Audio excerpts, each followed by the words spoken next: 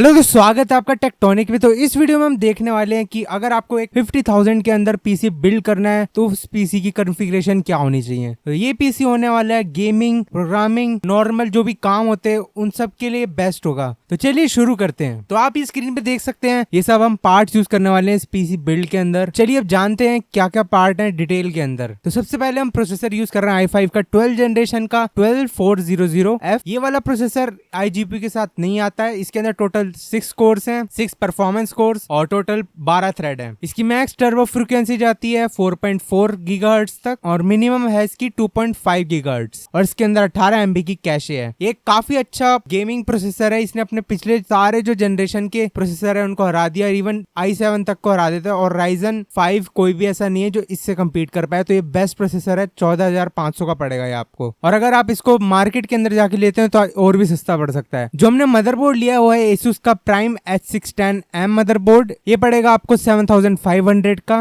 ये एक LGA 1700 socket वाला मदरबोर्ड है। इसमें DDR4 रैम लगेगी। इसके अंदर PCI 4.0 है, डुअल M.2 स्लॉट है। इसमें गीगाबिट पोर्ट है, डिस्प्ले पोर्ट, HDMI 3.2 के USB पोर्ट है और SATA की स्पीड इसमें 6 Gbps तक मिल जाती है और RGB हेडर वगैरह भी है। इसका मतलब अगर आपको RGB लाइट से इसको कनेक्ट करना है तो वो भी हो जाएगा। ये काफी अच्छा बोर्ड है बजट के अंदर। अगर आपका बजट थोड़ा और ज्यादा है तो आप इससे थोड़े ज्यादा महंगे बोर्ड के अंदर जा सकते हैं। उसके अंदर आपको थोड़ी और अच्छी परफॉर्मेंस मिलेगी। इसके अंदर जो हमने SSD यूज करी है वो है WD Blue SN570 NVMe 250 GB SSD। ये नॉर्मल SSD से काफी ज्यादा तेज है, करीब 3.5 GB पर सेकंड की स्पीड मिलेगी इसमें आपको, जो कि काफी फास्ट है। आपका पीसी काफी अच्छे स्पीड पे बूट होगा। काफी छोटे फैक्टर में है, वो M.2 वाला स्लॉट है उसके अंदर लग जाएगी मदरबोर्ड के अंदर। हम पावर सप्लाई लेने वाले हैं एंटी स्पोर्ट की तरफ से आने वाली VS600L 600 वॉट पावर सप्लाई। ये 2000 की आती है और एक काफी अच्छी पावर सप्लाई है इस प्राइस रेंज के अंदर। इसके अंदर करीब 2 साल की आपको वारंटी मिल जाती है। तो अगर कुछ भी बाद में होती है मिस हैपनिंग इसके साथ तो आप इसकी वारंटी यूज कर सकते हैं। रैम आप कोई भी ले सकते हैं। अगर आप इस वाले मदरबोर्ड के साथ जा रहे हैं तो 32 मेगाहर्ट्ज से ऊपर मत जाना, क्योंकि ये सपोर्ट 32 मेगाहर्ट्ज तक करता है। इसमें हम चूज कर रहे हैं 8 GB की रैम। ये आपको पड़ेगी Amazon से करीब 2,800 की और अगर आप इसको रिटेल पे लेके जाओगे तो आपको 2,200 की भी पड़ सकती है। तो कैबिनेट हमने चूज करा है चिपट्रॉनिक्स का।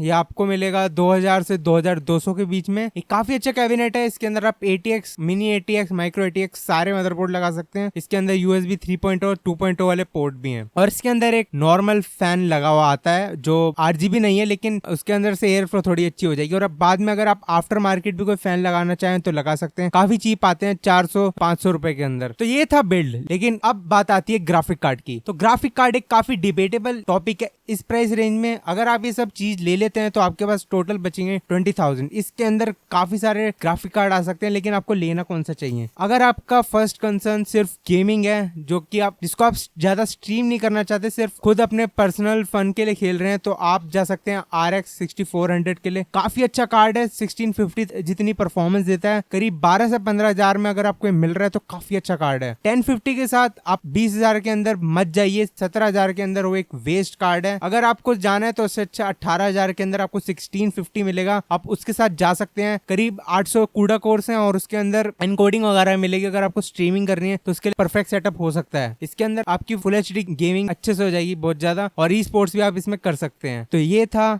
आज का पीसी बिल्ड। अगर आपको पसंद आया हो तो लाइक करिए, और अगर आपको कोई भी चीज परचेज करनी है तो लिंक डिस्क्रिप्शन में आप वहां से परचेज कर सकते हैं। सजेशंस के लिए आप कमेंट करिए। Thank you.